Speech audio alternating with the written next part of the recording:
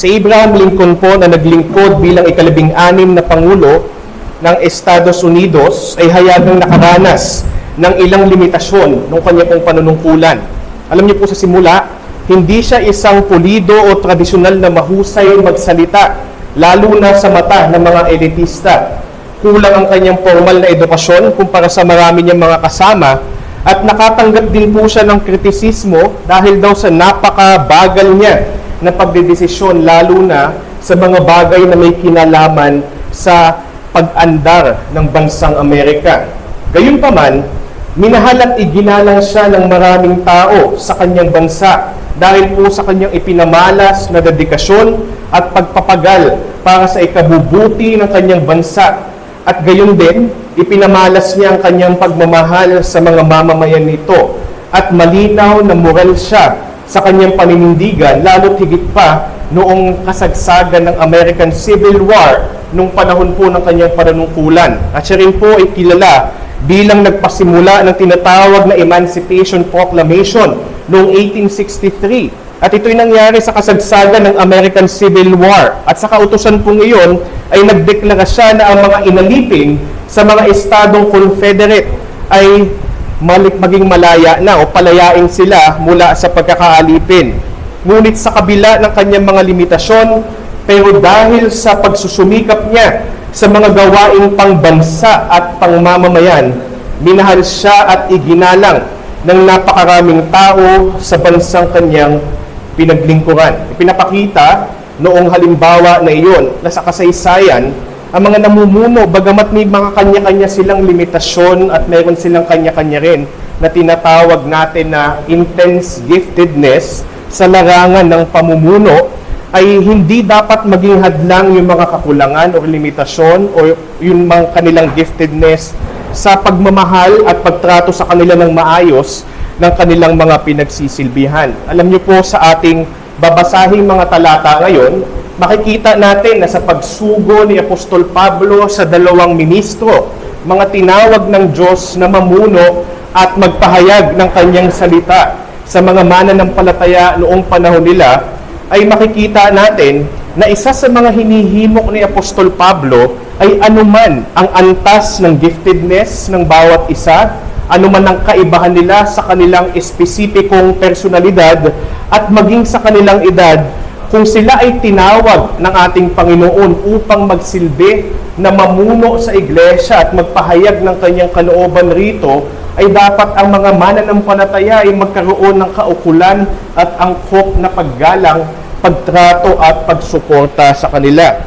Na kung sa pamumuno ng isang bansa ay hindi dapat maging hadlang sa mga mamamayan kung ano man ang limitasyon ng namumuno, gayon din ay mas inaasahan nito sa liderato ng iglesia, na dapat ang bawat mananampalatayang pinaglilingkuran, ano man ang namamataan nilang limitasyon ng kanilang pinuno o ng mga ipinapadala sa kanila upang magpahayag ng salita ng Diyos at maglingkod sa kanila, ay dapat tratuhin ng maayos, ng may respeto at ng marami pang mabubuting bagay na maaari nating magawa para sa kanila.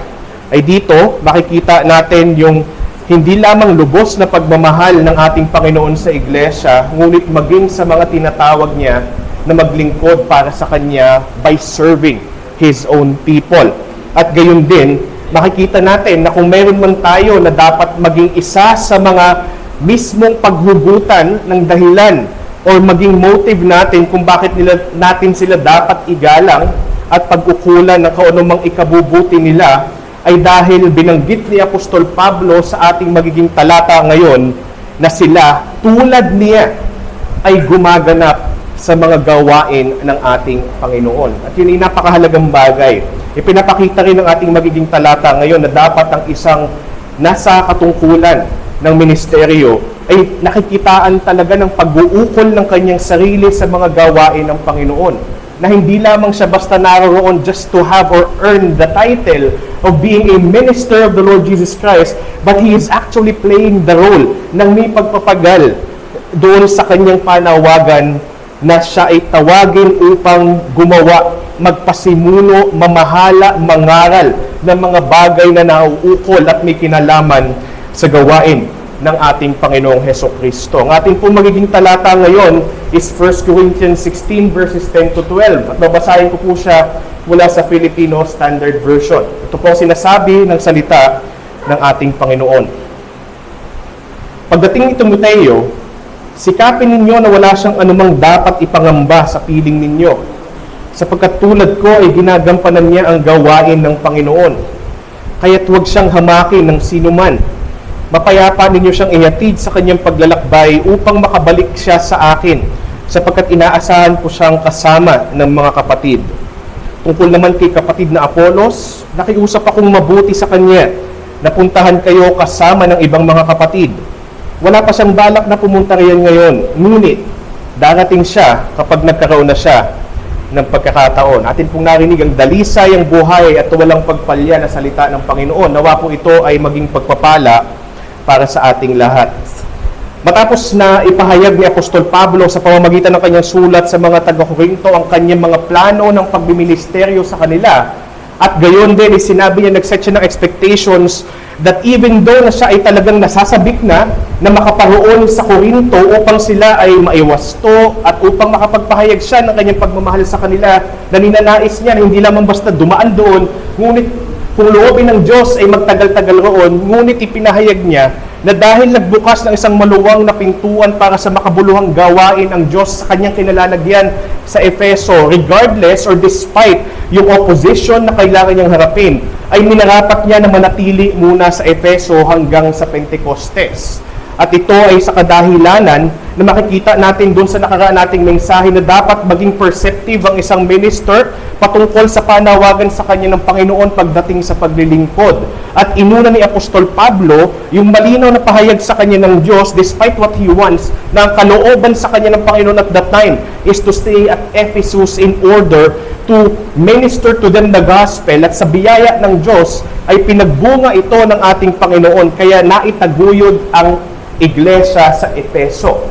At ito po ay isang napakagandang halimbawa ng pagpapasakop sa kalooban ng Diyos, anuman ang ating mas preferred na mga bagay na ating pagkukulan ng pansin. Hindi nito inaalis sa tayo magplano.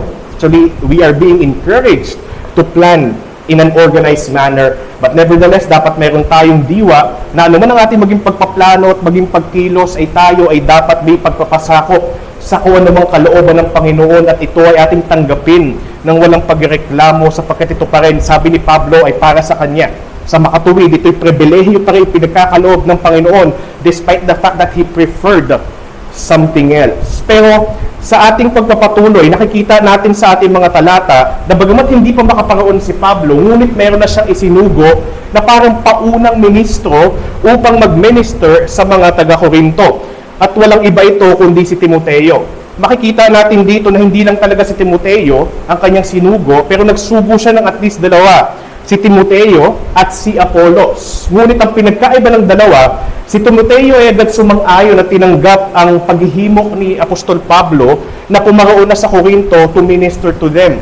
While at the same time, si Apolos, na makikita natin sa ating teksto na pinakiusapan ding mabuti ng ating apostol, ay hindi kaagad sumama.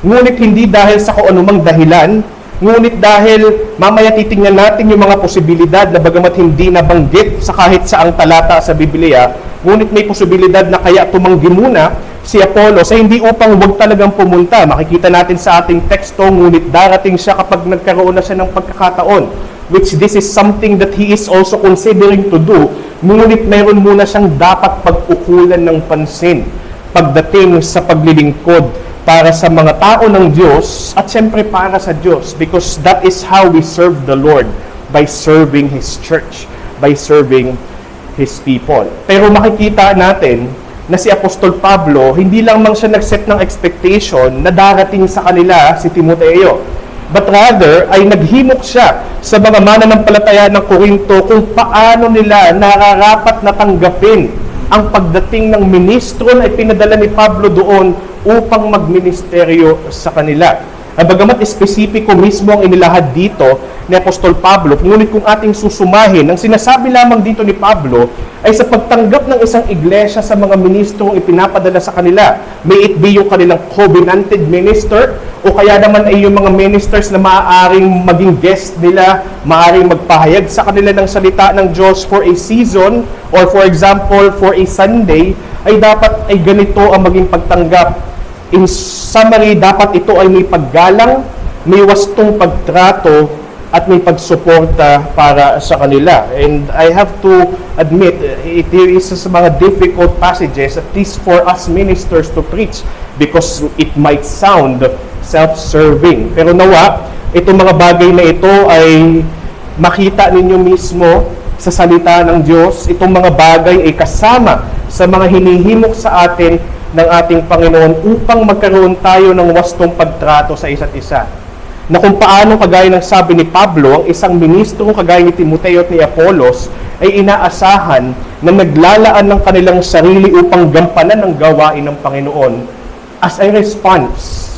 Ano po, ang iglesia naman ay inaasahan na ang ipinapadalang ministro sa kanila, yung kanilang ministro mismo rin, ay sikapin nilang walang anumang ipangamba, huwag hamakin, at magkaroon sila ng kapayapaan na relasyon sa isa't isa.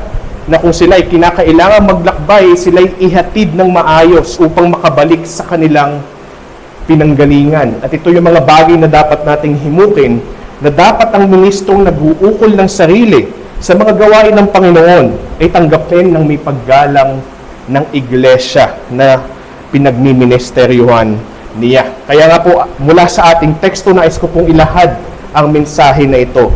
Ang iglesia ay tanggapin ng may paggalang ang ministro na nag-uukol ng sarili sa mga gawain ni Hesukristo. Ang iglesia ay tanggapin ng may paggalang ang ministro na nag-uukol ng sarili sa mga gawain ni Hesukristo. At dalawang bagay po ang ating makikita at akin pong ibabahagi sa bawat isa ngayon na mahahango natin mula sa ating teksto. Siyempre, yung una ay kung ano ang dapat na inaasahan sa isang iglesia pagdating sa kanilang pakikitungo sa nagministeryo sa kanila. At ang ikalawa ay ano ba ang mga maaari na isaalang-alang ng nagmiministro naman pagdating sa pag-uukol niya ng kanyang sarili sa mga gawain para sa ating Panginoon. Ito po yung dalawang bagay na yun. Una, ang pagtanggap sa ministro na gumagawa para sa Panginoon. Ang pagtanggap sa ministro na gumagawa para sa Panginoon. At ang ikalawa, ang pagtanggap ng ministro sa paggawa para sa Panginoon. Ang pagtanggap ng ministro sa paggawa para sa Panginoon. Atin pong talakayin yung una, ang pagtanggap sa ministro na gumagawa para sa Panginoon. After setting the expectation na darating si Timoteo, makikita natin yan sa verse 10. The first phrase is this, pagdating ni Timoteo. So ito yung may assurance. Sa makatuwid, maaaring si Apostol Pablo, noong mga panahong ito ay isinusulat, ay talagang tiyak na ang pagpunta ni Timoteo at ito'y napag-usapan na nila ng mabuti. Na kung paanong si Apollos, makikita natin sa verse 12, ay pinakiusapang mabuti ni Pablo na pumaroon sa kanila sa Corinto, ay gayon din ang diwa na ating makukuha dito, na si Timoteo ay pinakiusapan din ni Apostol Pablo na magministeryo sa mga taga-Corinto, somehow as a substitute, at least temporarily. Kung hindi pa makapunta si Pablo roon, ay may pinadala na muna siyang paunang ministro para sa kanila. Kung babalikan natin yung ating talakayan sa 1 Corinthians chapter 4, ay makikita natin na doon pa lang nag-set na ng expectation si Pablo ng pagdating ni Timoteo at inilahad doon ni Pablo kung ano ang magiging layunin ni Timoteo sa pagpapadala sa kanya ni Apostol Pablo roon. 1 Corinthians 4:16-17, nakasulat roon, kaya't nakikiusap ako, tumulad kayo sa akin. Dahil dito, pinapunta ko sa inyo si Timoteo na aking minamahal at tapat na anak sa Panginoon. At ito yung layunin, na siyang magpapaalala sa inyo ng aking pagtalima kay Kristo Jesus, katulad ng itinuturo ko sa bawat iglesia sa lahat ng dako. So yun ang dahilan kung bakit si Timoteo ay pinapadala, upang sila ituruan, upang sila ipaalalahanan kung ano ang dapat buhay ng isang alagad ni Hesukristo. At may describe ang buhay ng isang iniligtas ni Hesukristo in this one word, pagtalima. Those who are saved by Jesus Christ are expected to have a life of obedience. Sabi nga ni Christ, if you love me, keep my commandments. At ito ay sa kadahilanan na napakaraming mga issue na kinakaharap ng iglesia na ito.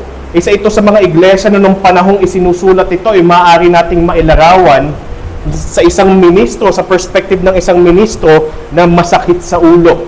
Ay dahil sila ay mga kung ano-anong ginagawa, kung ano-anong maling pakikitungo sa isa't isa, may kanya-kanya silang mga pagkakabaha-bahagi dahil ang kanilang panuntunan o pamantayan upang kilalanin ng may paggalang ang kanilang mga pinuno ay ayon sa antas ng kanilang abilidad, the intensity or level of their giftedness. At ito ay isa sa mga bagay na iwinawas to ni Pablo.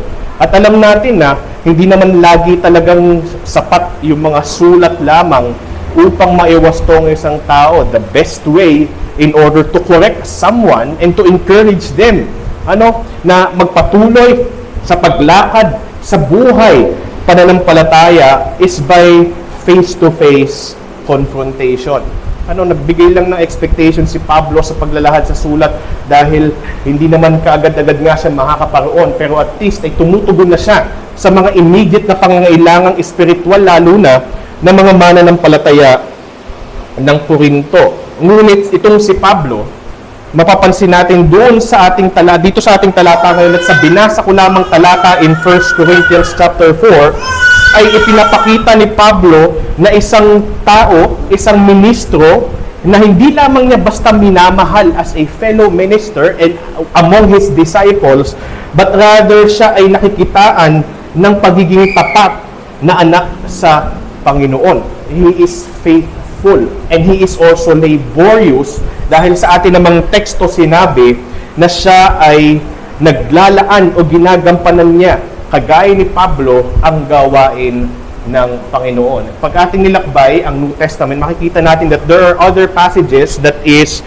expressing this very truth. Malimit si Timoteo ay pinapadala ni Pablo kung saan-saan sapagkat siya ay talagang may sipag at pagpapagal sa mga gawain ng Panginoon. Gayon din si Apollos. Starting from Acts 18, makikita natin siya doon na siya sa pangangaral na nakita at nasaksihan ng mag-asawang si Priscilla at si Aquila ay nahimok din na ipadala sa ibang lugar upang gamitin ang kanyang abilidad at ang panawagan sa kanya ng Diyos upang magpalakas ng loob ng iba pang mga mananampalataya. At yun ang inaasahan na gawain ng isang ministro. Pero akin munang nais pag-ibahin ang dalawang ministro na nabanggit dito. Ngayon, first, parehas silang ministers, Timothy and Apollos. Pangalawa, sila ay parehas na gumaganap ng gawain ng Panginoon. Parehas silang nakitaan ng mga bunga ng Espiritu. Parehas sila na nakitaan ng katiyakan ng panawagan upang magministro.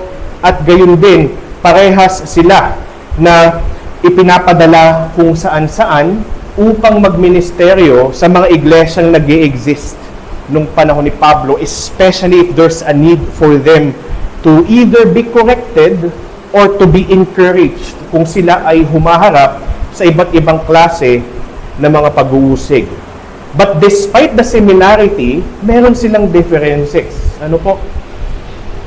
At ano yun? Makikita natin na si Timoteo ay una, siya ay bata pa. Pagdating sa edad, siya ay bata pa. Kaya nga, makikita natin yung somehow familiar word na sinabi ni Apostol Pablo na dapat walang ipangamba si Timoteo pagdating niya sa Korinto at dapat wag siyang hamakin ng sino man. Bakit? Sapagkat si Timoteo, nung siya'y nasa Efeso, ay nakaranas ng ganito. Ano po? Si Timoteo, makikita natin sa 1 Timothy chapter 4, at doon siya talaga nagministeryo sa Efeso. Ang sabi roon sa 1 Timothy chapter 4 verse 12, huwag mong hayaang hamakin ka ng sino man dahil sa sa kanyang edad. Dahil siya ay naging batang pastor. Sa halip maging halimbawa ka ng lahat ng mga mananampalataya sa iyong salita, ugali, pag-ibig, pananampalataya at dalisay na pamumuhay. At makikita rin natin na siya ay timid. Timid na tao. Pwede natin siyang ilarawan sa pananagalog na isang tao hindi makabasag plato. Parang ganon. Maaring siya ay mas malimit tahimik at siguro siya ay introverted. Then, kaya sa paghihimok ni Pablo sa kanya in 2 Timothy chapter 1 verses 6 to 8 ay malimit siyang paalalahanan na dapat siya ay maglakas ng loob, dapat siya ay magkaroon ng wastong tapang pagdating sa kanyang pagpapatotoo sa ebanghelyo, pangangaral at pagmiministeryo, na kung saan sinabi rin ni Pablo doon, magagawa ito sa pamamagitan ng kapangyarihan ng Diyos. Na kung siya ay nagkakaroon ng mga panghihina ng loob at times dahil nga ng kanyang personalidad na siya ay timid, ay huwag kang magtiwala sa iyong sarili dahil magagawa yan as timid as you are, not because of your strength, pero dahil sa kapangyarihan ng ating Panginoong Diyos. Subalit, in contrast, si Apollos naman ay tila yung kabaliktaran. Bagamat pareha silang tinawag ng may katiyakan ng ating Panginoon para sa gawain ng pagmiministeryo. Sa Acts 18:24, kumpara sa timid na si Timothy, sabi roon, dumating sa Efeso ang isang Hudyo na ang pangalan ni Apollos na tubong Alejandria. At ano daw siya? Mahusay siyang magsalita at dalubhasa sa kasulatan. Siya ay may eloquence na mapapansin. Mahusay siya at malinaw sa pananalita at siya ay dalubhasa sa kasulatan. In Acts 18:26, binanggit din, nung nagsimula ng magsalita si Apollos, ay ito ang napansin ng mag-asawang si Priscilla at si Aquila. Siya ay nagsimulang magsalita ng buong tapang. That's the opposite of timid. He is courageous. Pero ano ang ipinapahiwatig ng ating mga talata? Hindi man natuloy si Apollos doon. Pero natitiyak natin dahil may iba pang mga talata sa bagong tipan lalo na kapag kami ipinapadalang ministro sa iba't ibang lugar o kaya may tinatawag na magministro sa espesipikong lugar kung saan may iglesia na dapat silang tratuhin ng tama, ng may paggalang, ng may pag-aangkop na paggalang, pagsuporta at pagtrato sa kanila ng may kabutihan. Ipinapakita nito na anuman ang pagkakaiba ng mga ministro pagdating sa kanilang espesipikong personalidad. Ngayon, gusto ko munang linawin, when I talk of personality o personalidad, ay minsan kasi pinaghahalo ng ibang tao ang karakter at ang personalidad. Magkaiba po yun. Ang karakter ay may kinalaman sa mga bunga ng espiritu. Lahat ng ministro ay inaasahan na may bunga ng espiritu, subalit hindi mo pa sila pwedeng asahan na may para-para sa personalidad. Ano ba pag sinabi personalidad? Kung wari, may ministrong tahimik. May ministro naman na, hindi ko naman sabihing madaldal, pero may ministro na mainit sa pakikisama sa tao. May mga ministro na palabati. For example, may ministro naman na hindi. Diba? Mayroon silang kanya-kanya na personalidad. Pwede natin sabihin may minister na extrovert at may minister na introvert. So, sana hindi natin mapagpatid o hindi naman natin mapaghalo rather yung katangian or karakter sa personalidad. So, dapat si Timothy at si Apollos ay may mga fruit ng Spirit, pero hindi natin sila pwedeng inaasahan na magkakapare-parehas. At hindi lang siya sa personalidad o spesipikong personalidad, ngunit maging sa antas ng abilidad. Makikita natin na dihamak na mas mahusay magsalita si Apollos kumpara kay Timoteo. Dihamak na mas matapang si Apollos kaysa kay Timoteo. Pero parehas silang nagpapagal at nagsisikap na maging matapat sa pag-uukol ng kanilang sarili sa gawain ng Panginoon. Kaya nga ang sinasabi rito na bagamat walang sinabing espesipiko patungkol kung paano dapat tratuhin si Apollos, subalit pwede nating isipin na kung sakaling natuloy si Apollos, ganito rin ang magiging pamanhik ni Pablo sa iglesia. Maaring may konting kaibahan kasi kaya sinabi rito na wala siyang dapat ipangamba, talking about Timothy, kasi nga siya timid. Kaya sinabi dito, huwag siyang hamakin, ay kasi nga, siya'y bata. Ano po? Pero ang general rule is this, igalang at tratuhing tama ang mga ministro, anuman ang kanilang pagkakaiba.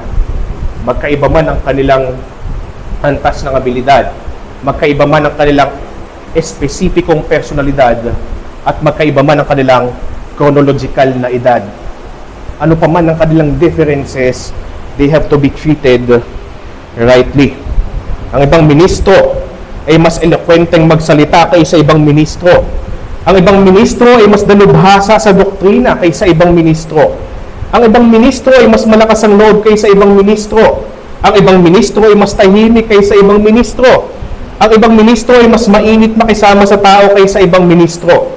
Ang ibang ministro ay mas maraming karanasan kaysa ibang ministro. Subalit anuman ang kaibahan ng mga totoong ministro, ito man ay sa antas ng abilidad o sa espesipikong personalidad nito, maging sa chronological na edad, inilalahad ng kasulatan na tanggaping may paggalang ang mga ito sapagkat sila'y tinawag at gumagampan sa mga gawain ni Hesukristo. Ano po?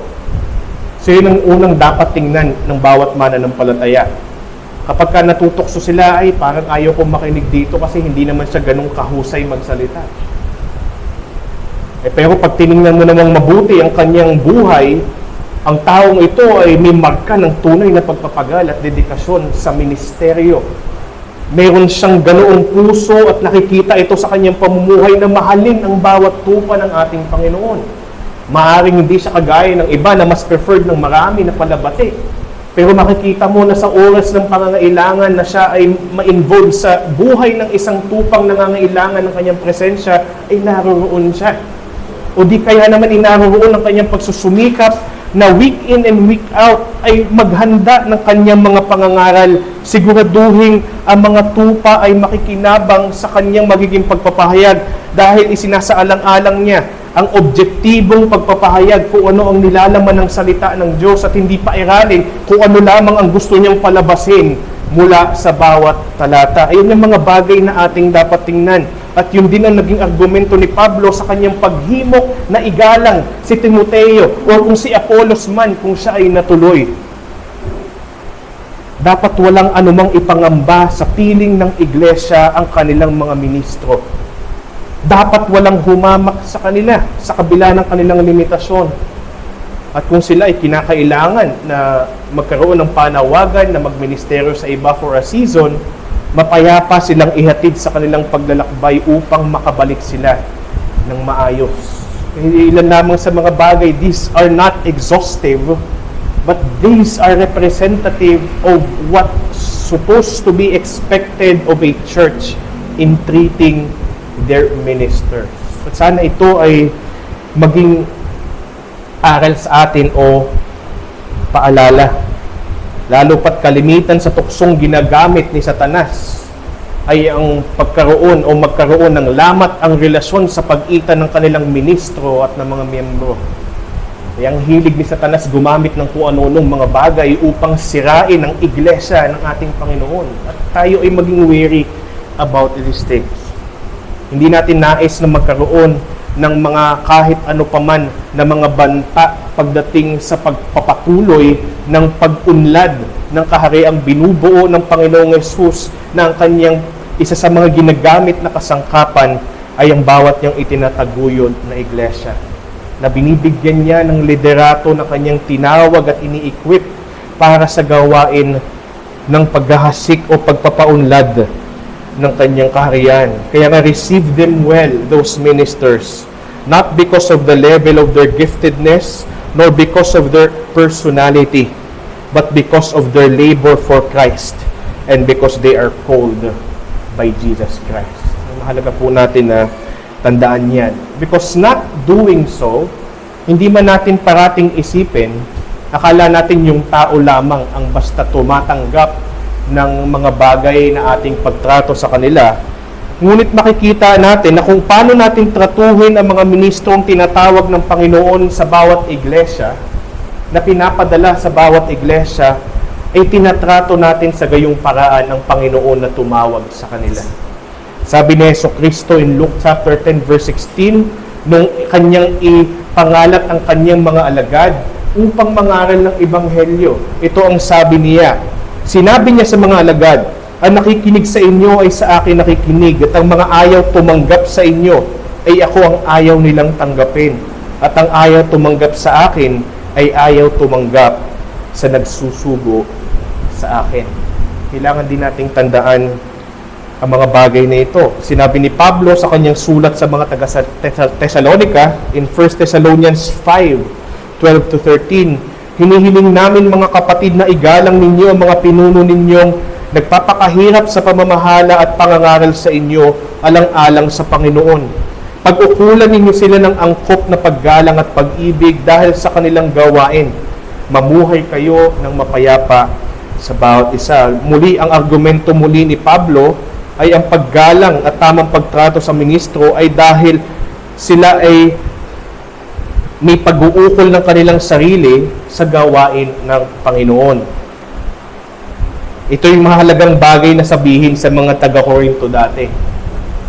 Dahil nga nabanggit ko kanina, they are dividing over leaders based on level of giftedness.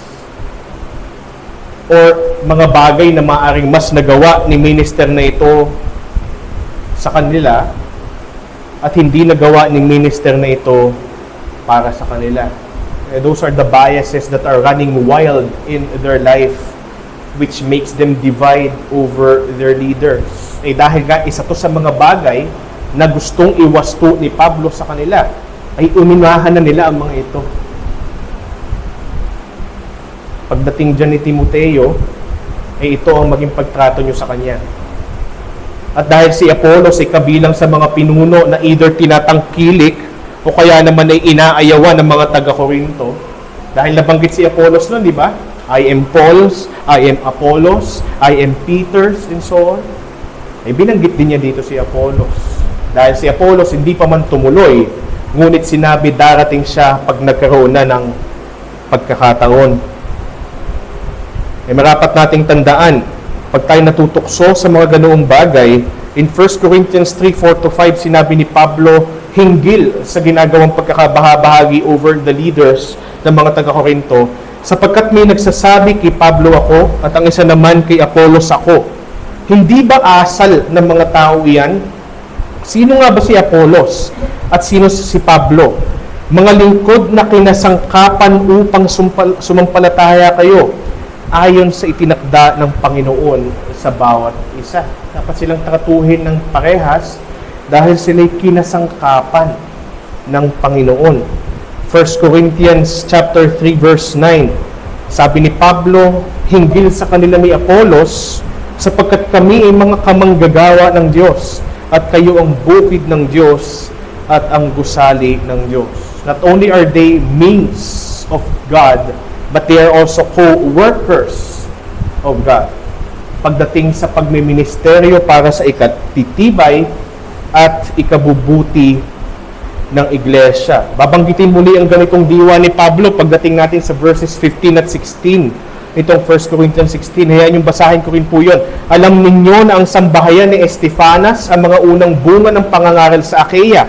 Inilaan na nila ang kanilang sarili sa paglilingkod sa mga banal. At dahil inilaan ang kanilang sarili sa paglilingkod sa mga banal, sabi ni Pablo, kaya't nakikiusap ako sa inyo mga kapatid, na magpailalim kayo sa pamumuno ng gayong uri ng mga tao at sa bawat isang nagpapagal at nakikiisa sa gawain.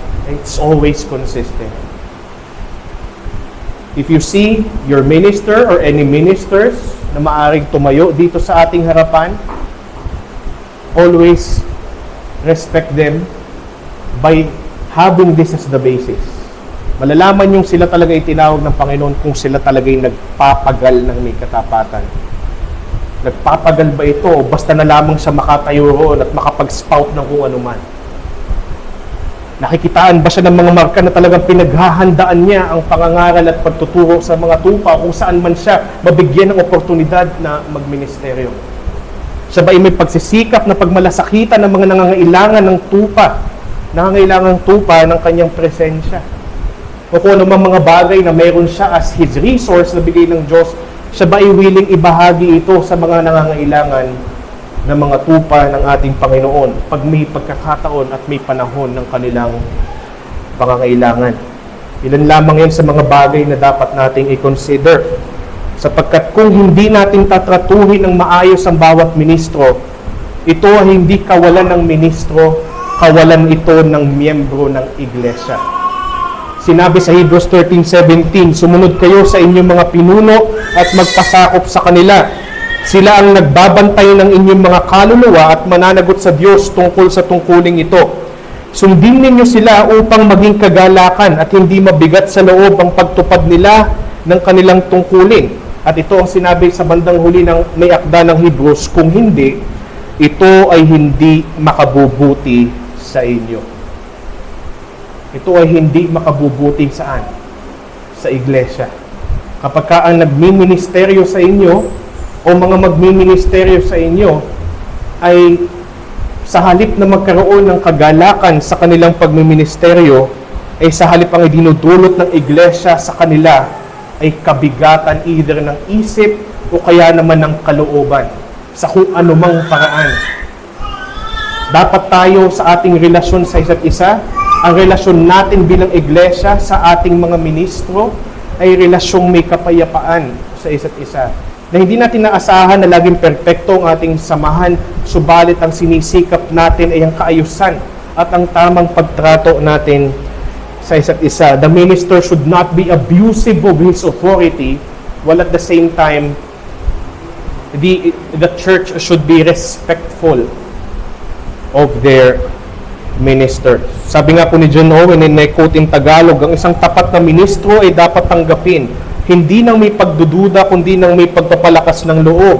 Sapagkat siya ay dumarating hindi sa kanyang sariling pangalan, kundi sa paglilingkod kay Kristo. Ang mga kakulangan sa lingkod ni Kristo ay hindi dapat hamakin dahil sa kanilang kahinaan, kundi patibayin sa kanilang tungkulin. Karoon ng points of encouragement. Kung halimbawa may makita kayo na parang limitasyon ng namumuno o ng ministro, ay maging susi kayo o kasangkapan upang ito'y ilahad sa kanya at upang palakasin ang kanyang loob to improve on such limitations, upang magkaroon ng improvement. Sabi rin ni Richard Baxter, and I quote in Tagalog, ang paghamak sa mga sugo ni Kristo ay paglapastangan sa Panginoong nagsugo sa kanila. Ang parangal sa lingkod ay nauuwi sa karangalan ng Panginoon. Ang iglesia ay dapat maging kanlungan ng pagpapalakas ng loob, hindi hukuman ng panghihina ng loob para sa mga nagpapagal sa salita ng Diyos. End quote. Sana po ating damhin and take to heart all these things, sapagkat una sa lahat, ang mga nagpapagal na ministro sa gawain ng Panginoon ay sintomas na sila ay talagang tinawag ng Panginoon. At alam niyo kung paano inilahad ni Pablo, nung hinihimok ni Pablo sa Ephesians chapter 4 na ating sikapin ang pagkakaisang ibinigay ng banal na Espiritu sa atin. Sinabi niya na nung si Kristo ay bumaba rito at nung siya'y umakyat ay siya'y nagdala ng maraming mga captives na pinalaya dahil siya'y nagsecure ng redemption.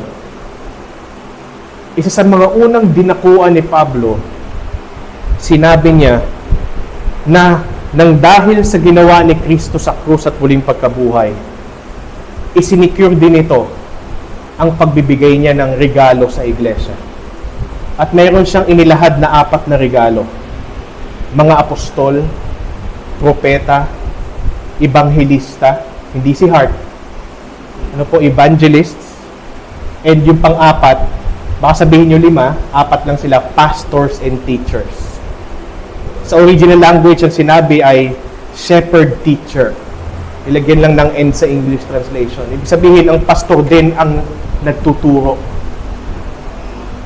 Sa makatuwid, ang ebanghelyong nagliligtas sa mga makasalanan ay ang parehas na ebanghelyong nagtiyak ng kaloob ng mga ministro sa atin.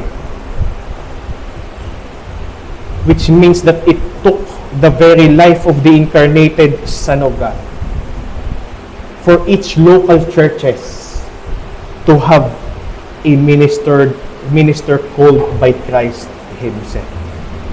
regalo sila. And it is not to exalt my ego o kung ano man. Sana hindi po yun ang maging diwa ng bawat isa. Pero ito po ay realidad na sinasabi ng ating Panginoon sa kasulatan. Ephesians 4:11, at siyang nagbigay sa iba ng kaloob na maging apostol, sa iba'y maging propeta, sa iba'y ebanghelista, at sa iba'y pastor at guro. At dahil riyan, ang ginawa ni Kristo sa krus at muling pagkabuhay na pinasimulan ng kanyang perpektong buhay nung siya ay naglikas tao.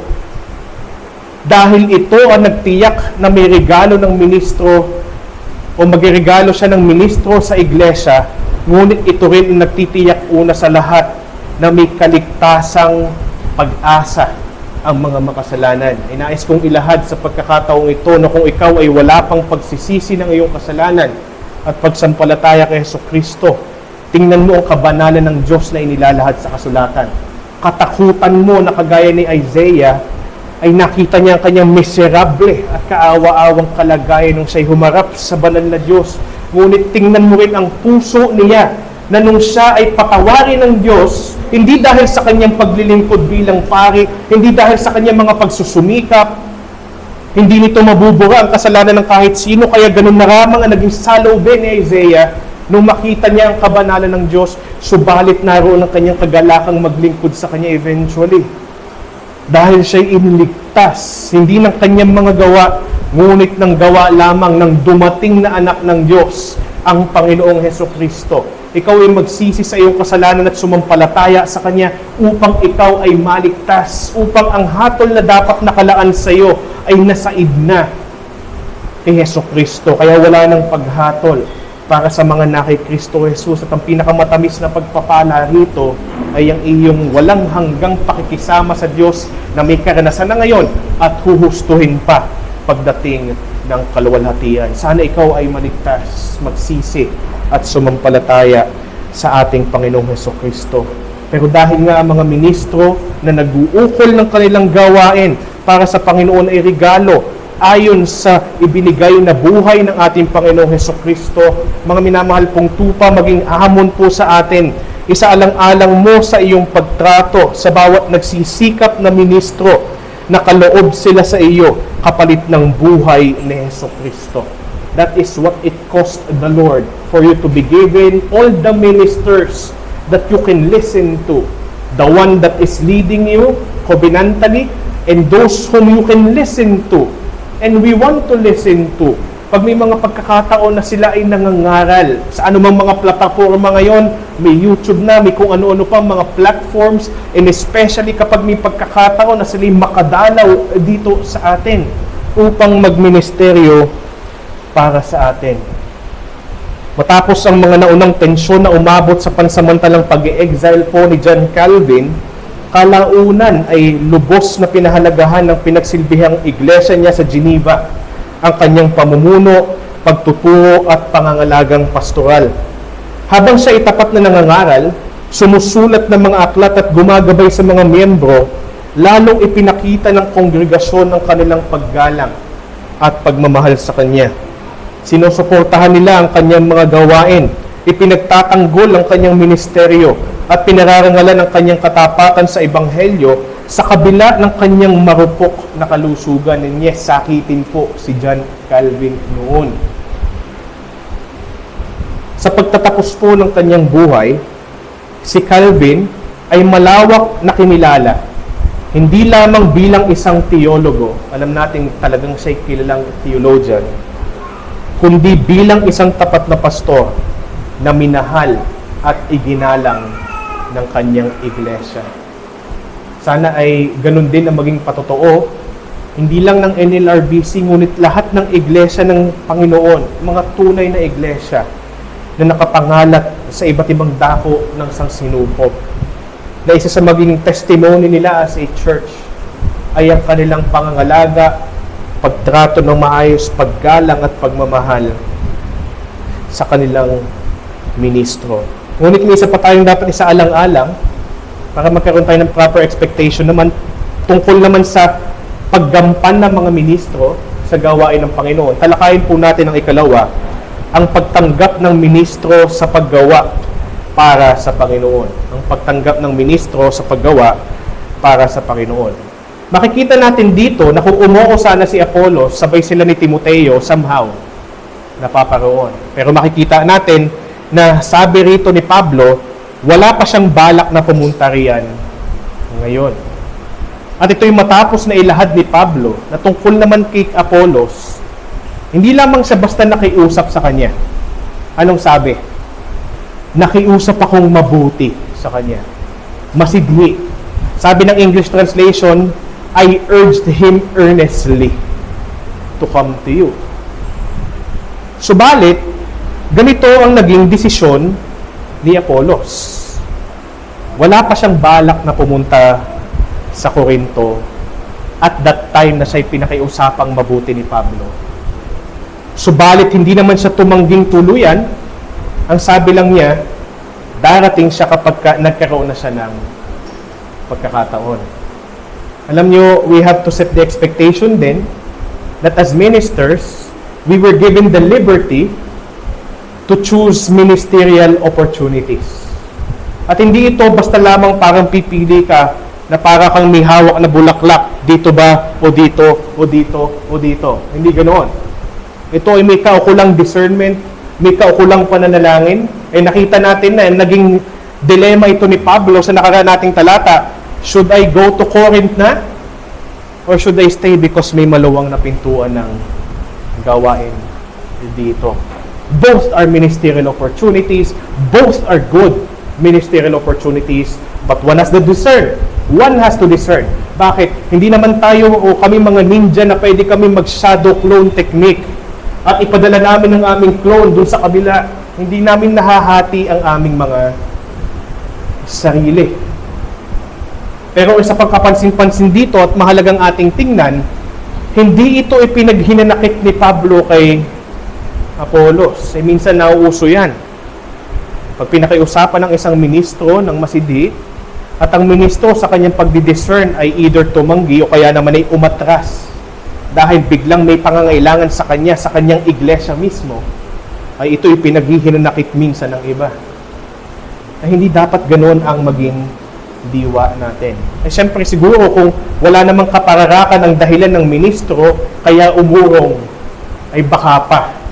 Pero kung ito naman ay talagang mayroong tunay na dahilan at pangangailangan na pan-discernment and much prayer, then hindi dapat ito ipaghaninakit sa kanya. Hindi rin nagkakasala ang ministro kung may mga hindian siya o urungan na mga ministerial opportunities nang dahil sa may biglang binuksan ng Panginoon, to quote the Apostle Paul, na mas maluang na pintuan sa makabuluhang gawain, especially kung nasa saan siya naroroon. Alam niyo po, may at least ilang posibilidad kung bakit si Apollos ay hindi agad pumunta.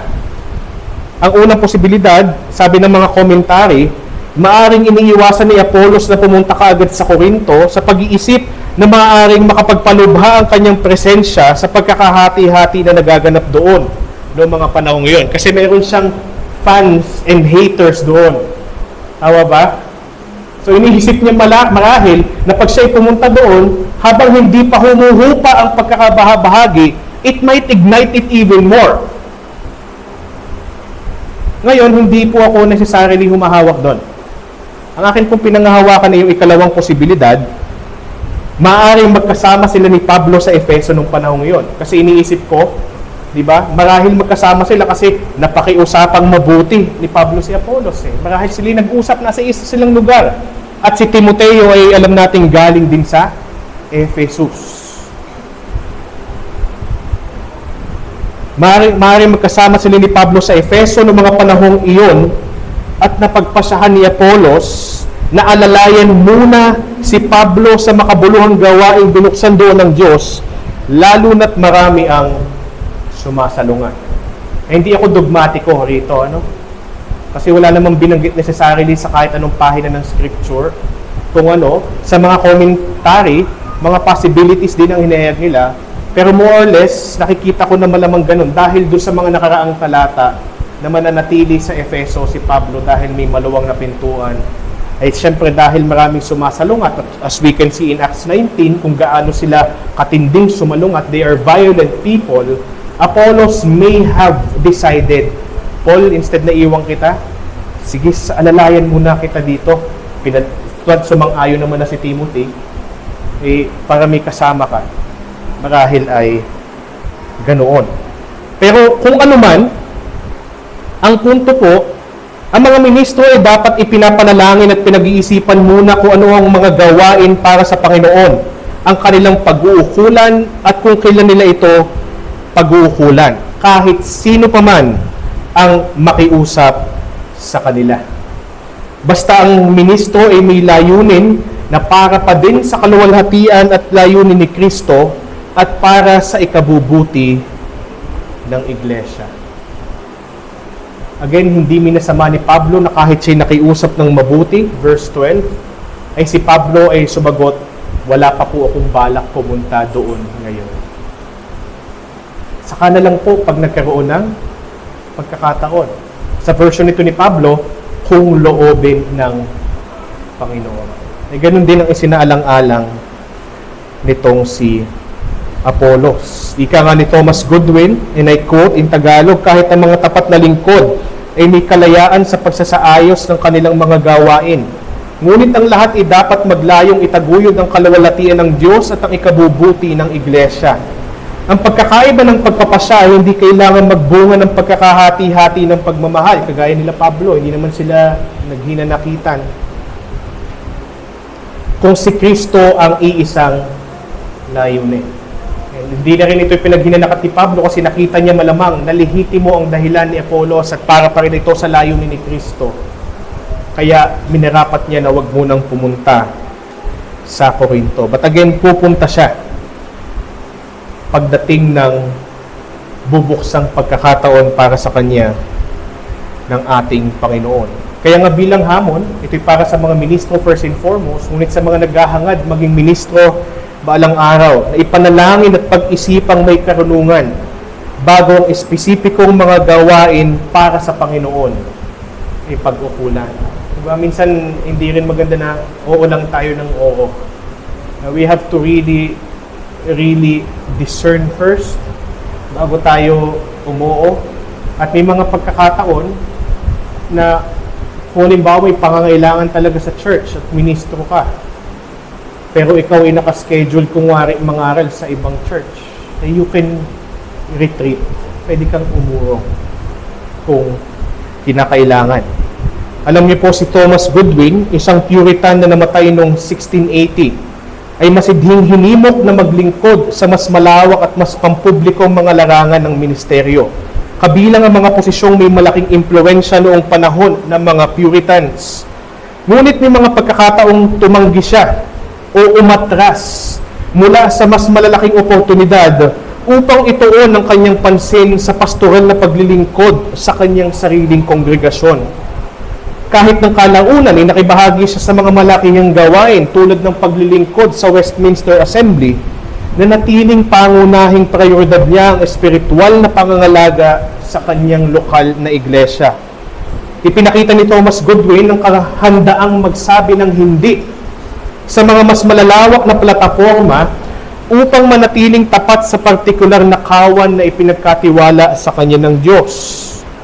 Kaya nga makikita natin dito, mas pinili niya ang lalim ng ministeryo kaysa sa lawak ng impluwensya. Mas mahalaga iyon. To deepen one's ministry rather than to widen one's influence. Actually, napakahalaga na pagdidiscern. Kasi minsan sa kasamang palad, may mga ministro na kahit may immediate na pangangailangan para sa kanya, sa kanyang church, mas pinipili na palawakin ang kanyang impluwensya kaysa unahin ang pangangailangan ng tipang miyembro na nakatipan sa kanya. At yun sana ay hindi maging hadlang. Panalangin niyo po para sa akin at gayon din sa mga naghahangad na maging ministro balang araw. Sa ating diakono na si Deacon din. Ganun din. Sana ipanalangin niyo po kaming parehas ukol sa mga bagay na ito, na mas pairanin namin sa aming puso at diwa ang lalim ng ministeryo kaysa sa lawak ng impluwensya. Kung magkaroon ng mga bukas na pintuan na kailangan naming mamili. Ay alam ko naman po, there are so many greater and better ministers than I am out there. But nonetheless, sana yung panalangin ay nandun pa rin po. Dahil ng mga tukso na maaaring umatake sa amin na mga nasa opisina sa iglesia. Kaya nga sana po sa mga bagay na ito na ating tiningnan, sa ating pagtingin pabalik-balik sa Ebanghelyo, isaalang-alang natin ang relasyong pastor o ministro o mga nasa opisina at miyembro. Na sana ay magampanan ng bawat isa ang kanilang tungkulin for each other na pare-parehas nating obligasyon, not agad-agad sa isa't isa, ngunit una sa lahat sa ating Panginoon. Na siyang nagsugo sa mga ministro at nagsabing sila'y igalak ng bawat mga miyembro. Sana ang mga bagay na ating tinalakay ngayon ay magbigay sa atin ng biyaya at kapayapaan. Manalangin po tayo, ipagpasalamat po natin ang ating mensahe sa Panginoon at gayon din maghanda ng ating sarili sa pagdaraos ng banal na hapunan. Aming pong dakila at mabuting Diyos, ipinapanalangin po namin ang pasasalamat sa mga bagay na iyong ipinamulat sa amin sa mga talata na aming tiningnan. Hari nawa, Panginoon, as we look back to the gospel, every time that we do, ay kasama sa isa alang-alang namin ay kung paano mong idinisenyo ang dapat maging relasyon sa pagitan ng ministro at ng mga miyembro. Na ministro ay inaasahan na magpagal sa gawain ng Panginoon at ang mga miyembro ay inaasahang igalang at tratuhin sila ng maayos. Hari nawa, ganito ang maging relasyon namin sa aming iglesia nang may paglagong pagpapatuloy, gayon din sa iba't ibang lokal na iglesia na iyong itinataguyod sa buong daigdig. Sana sa aming pagmiministeryo, lalo tigit pa kung may mga pagkakataong dapat kaming mamili sa pagitan ng mga ministerial opportunities na maaaring magpalawak na aming impluensya at may pamimilian kami na aming piliin yung mga ministerial opportunities na magpapalalim ng aming ministeryo. Sana palagi namin piliin kung ano man na magpapalalim ng aming ministeryo, na talagang aming iprioridad kung sino ang mga tupa mo na ipinagkatiwala sa amin. At hinihiling po namin ang lakas na aming mapamahalaan, amin pong mapangalagaan, mapangaralan, at amin pong maakay ang bawat isa mong tupa na ipinagkatiwala sa amin. Gaano man sila karami o kakaunti, Panginoon, sana, Panginoon, ay sila'y mapagsilbihan namin ng wasto at ng biblikal. Bigyan mo po kami ng puso ni Kristo Jesus, na sana, Panginoon, ay magkaroon kami ng puso niya sa amin pong pagsisikap na sa gawain ng Panginoon ay aming paglingkuran at mahalin ang bawat isa mong minamahal na tupa. Maraming salamat po, aming Panginoong Diyos, sa mga bagay na ito. Ihanda mo po kami sa pagdaraos ng banal na hapunan. Sa iyo po ang kapurihan at karangalan. Sa ngalan po ng aming Haring Pastol, ang aming Panginoong Jesucristo. Amen and amen. Ang lahat po ay magsitayo. This sermon was preached by Pastor Francis Talon of New Life Reformed Baptist Church. We warmly invite you to join us every Sunday for our preaching and worship service at 9 a.m. Come and hear God's word faithfully proclaimed. To God be the glory.